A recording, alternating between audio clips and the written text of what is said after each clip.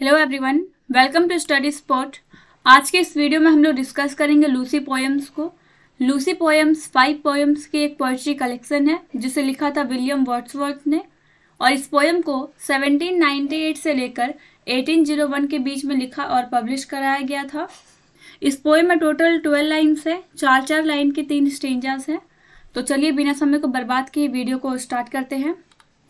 Poet लिखते हैं, सी dwelt among दी untrodden veg. Poet लिखते हैं कि सी ड्वेल्ट अमॉन्ग दी अनट्रोडन वेज, मतलब कि सी यहाँ पर जो है वो लूसी के लिए यूज़ किया गया है। पोएट बताते हैं लूसी जो है वो ऐसे जगह पे रहती है, ड्वेल्ट मीन्स होता है रहना, जहाँ पर बहुत ही कम लोगों का आना जाना होता है। अनट्रोडन वेज का मतलब होता है जिस रास्ते पे बहुत कम लोग गुजरे हो, उसे ही अनट्रोडन वेज कहते हैं। Beside the springs of dove, dove एक नदी का नाम है, तो कहते हैं वो ऐसे जगह पे रहती है जहाँ पर डोव नदी है, डोव नदी के किनारे लूसी रहती है। और मैड, मैड मीन्स होता है कुंवारी लड़की, home there where none to praise. Poet कहते हैं कि वह एक मैड है, एक कुंवारी लड़की है, होम जिसे there where none to praise, कोई नहीं था उसे प्रेज करने के लिए, उसकी तारीफ करने के लिए, and very few to love, और बहुत ही कम लोग उससे प्यार करते थे, उसे अप्रिसिएट करते थे, वो बहुत ही कम लोग थे। आगे लिखते हैं पोएट, अ वायलेट बाय अ मॉसी स्टोन। पोएट कहते हैं कि जो लूसी है वो एक वायलेट की जैसी है। वायलेट एक बहुत ही खूबसूरत फ्लावर होता है जो कि मॉसी स्टोन के बीच में खिलता है। मॉसी स्टोन मीन्स होता है काई पड़ी हुई स्टोन, काई पड़ा हुआ पत्थर।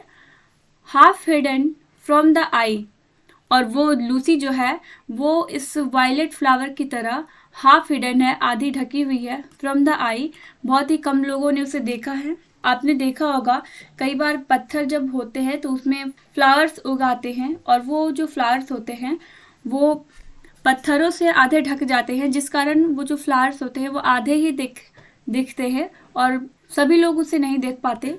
वही यहाँ पर पोएट कहते हैं कि लूसी भी उसी फ्लावर की तरह है, हाफ हिडन है वो। फेयर एज अ स्टार, और वो बहुत ही खूबसूरत है जैसा कि star. When only one is shining in the sky.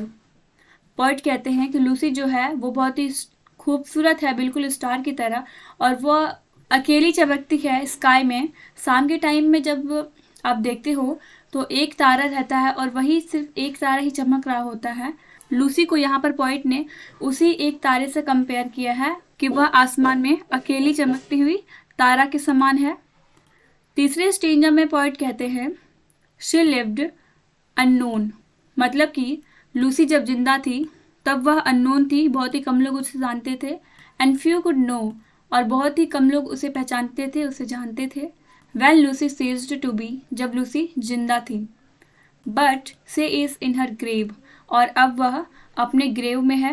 And, और oh the difference to me. इस लाइन में हमें पता चलता है कि लूसी के पोएट कितना उदास है, कितने दुखी हैं। अब लूसी जो है वो पोएट से दूर है, बहुत ही दूरियां आ गई है उनमें, डिफरेंस हो गई हैं। ये पोइट्री यहीं पर समाप्त होती है। उम्मीद है आपको यह पोइट्री समझ में आ गया होगा।